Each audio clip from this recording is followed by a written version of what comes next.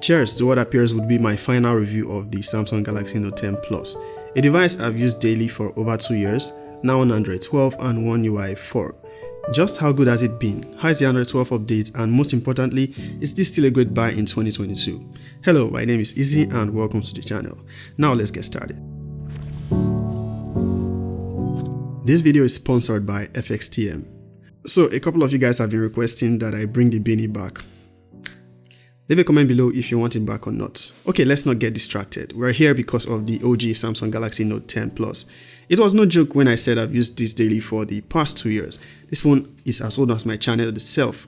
If you've been following this channel from the beginning, it was the first device I reviewed, also the first device I used to film my videos until I got to 5k subscribers. It has taken quite a beating, I must say. Dropped it a couple of times and finally cracked the display late last year. I currently have a D-brand matte skin on the rear as I'm not a big fan of that glossy finish. So this video is somewhat two-part, one where I talk about my experience with the Note 10 Plus so far, and the second part where I talk about the performance and new features that comes with the Android 12 and One UI 4 update. If it's those features you specifically want to see, you can use the video chapters to skip right to it. So, how has been the performance of the Galaxy Note 10 Plus over time? I have to say I'm impressed with this phone even until this very moment. It had enough to make me skip the Note 20 Ultra.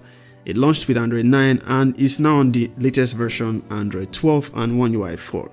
If your question coming into this video is whether the Galaxy Note 10 Plus is a worthy purchase in 2022, my answer is a firm yes. As far as specs go, the only modern smartphone spec I'd say the Note 10 Plus is missing is a high refresh rate display. This bad boy still packs a whopping 12 gigs of RAM, which is already plenty sufficient but further extended by 4 gig thanks to virtual RAM, which I think came with Android 12. Its cameras by today's standard is still pretty great, both selfie and rear. I mean, take a look at these photos, you can barely tell it was taken by a 2-year-old device. It can still do 4K 60 from both the selfie and rear cameras. It has 256 gigs of base storage and also that expandable SD card slot.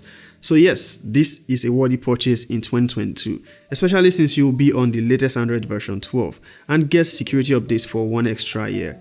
You may only miss out on a high refresh rate display. Another good thing about this is that you can pick up this beast renewed on Amazon for less than $500 or about $600 for used. This is quite a steal. I have my affiliate links in the description should you be looking to purchase this. You can support the channel by using those links and I'll get some commission when you purchase. By the way, this is the Exynos version and regardless of the hate around Exynos processors, I had absolutely no issues with mine. Also, I never felt like I was missing out on anything by not having the Snapdragon variant of the Note 10 Plus. And as someone who has used this for 2 years and still counting, I think I'm in a good position to say I have nothing or you have nothing to worry about when you get the Snapdragon or Exynos variant of the Note 10 Plus. Battery life is still pretty solid, though not as good as it was in its first year, but still pretty solid. The battery life actually improved with the Android 12 update. Take it from someone who is a heavy user and my Bluetooth is pretty much always connected to my smartwatch and either my buds playing music or an external Bluetooth speaker. I still get up to 5 hours of screen on time with a full charge. As for the S Pen, I use it regularly, though not for art because I'm quite terrible at that, but more to take quick notes, jot down points on the go as I use the device I intend to review. It has worked pretty flawless for the most part except that its Bluetooth seems to always disconnect. Can't remember when this started, but that is not a problem for me since it works just fine without it and I don't really use the Bluetooth features. So I'm saying this is probably my last review on the Note 10 Plus because I have high hopes for the S22 Ultra, which is the new Note and I'll likely be switching to that. Before we proceed with the rest of the changes, let's talk about our sponsors. FXTM is a global online FX trading platform with over 10 years of experience. If you're bothered about not knowing enough about Forex trading, FXTM provides you with free resources and tools to help you learn enough to make informed trading decisions. And if you need more help, they have training centers in Nigeria, particularly Lagos, Abuja and Port Harcourt. You can choose from a wide range of trading instruments they offer, including FX, gold and oil. Now, I should mention, this is not financial advice and it is important to do your proper research and understand the risks involved with trading. Now with FXTM, you can get some of the most competitive pricing. They have the Advantage account with zero spread on major FX pairs. If you don't want to go with the Advantage account, you can start with a micro account which allows deposits as low as $10, though with fewer options than the Advantage account. You can also start with a demo account until you are ready to take the necessary risks of trading. Now, getting started with FXTM is pretty easy and straightforward, and they have a referral program where you and your referred get $50 each. You can only get this referral bonus once the full conditions are met. Personally, I find the FXTM interface easy to navigate and not complex. It is suitable for any kind of trader, whether beginner or professional. Deposit is also straightforward and you can do so via bank transfer. So how about you use the link in the description to sign up, get your $50 bonus and start exploring FXTM. Now back to the noticeable changes on Android 12 on the Samsung Galaxy Note 10 Plus.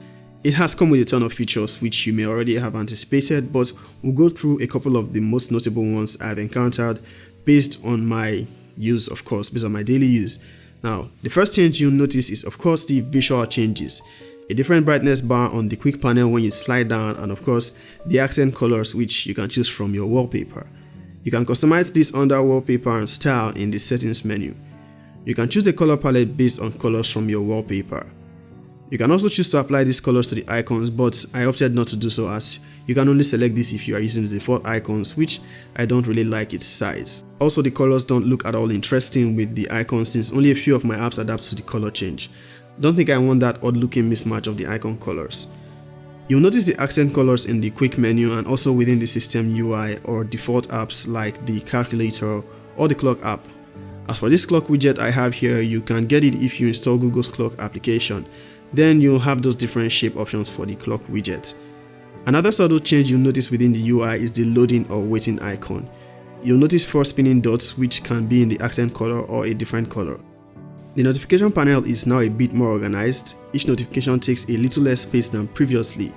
Also, with pop-up notifications, you now have the option to either set it to show brief on one line or a more detailed one that takes up more space and you can actually respond from right there.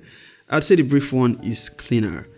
Another major change on the Note 10 Plus is a little green icon that shows on the right when an app is using the camera, the top right actually, when an app is using your camera or mic. So if it is doing that in the background without permission, you can easily close it. You can swipe down and from the quick settings panel, you can tap on the icon to see which app has it in use. Pretty useful, I'd say. Split screen multitasking has also seen some changes. First, on how it looks, you'll now notice the split point is more rounded on the edges. And adjusting the size of the window, the animation is a bit different. It blurs the apps and shows just the adjusted size while resizing. I think I prefer the older one where I can see the contents as I resize, but I guess this works. Also on split screen multitasking, you can now force apps to work with split screen. Instagram, for example, didn't support split screen multitasking, but on One UI 4 you can force it via the labs menu on advanced features from settings. Just enable multi-window for all apps and you're good to go. The screenshot feature has also seen an update, particularly when you take a screenshot while using split screen. If you intend to crop right away, it will show both apps in the window so you can choose which app you are cropping a screenshot from. Not sure many use this, but I find it handy, especially when I'm watching a YouTube video and doing something else at the bottom window. More on improvements, of course, you get that new charging animation, which probably looks better than the old one. Nothing special, but it's good to see a refresh on a 2-year-old device. Now, another change you'll notice is the camera app UI. You no longer have icons for switching between the rear cameras. Also on Pro mode, you have it different when switching between wide and ultra wide. The file sharing UI has also seen some changes. When sharing an image, for example, it now allows you to see what you are sharing and also allows you to scroll to select more. We also now have virtual RAM, which I've mentioned before, and I think it came with One UI 4. It adds 4 gigs of virtual RAM, which in addition to the already sufficient 12 gig RAM makes for improved memory management. Ideally, you should be able to keep more apps running in the background for a longer time. So far, these are the changes I've noticed based on my actual day-to-day use case. There is probably more, but I think these are the major ones. And that's it for this video. Please give this video a like if it was helpful, and also consider subscribing to the channel. And also check out our sponsors, FXTM. Catch you in the next one. Peace out.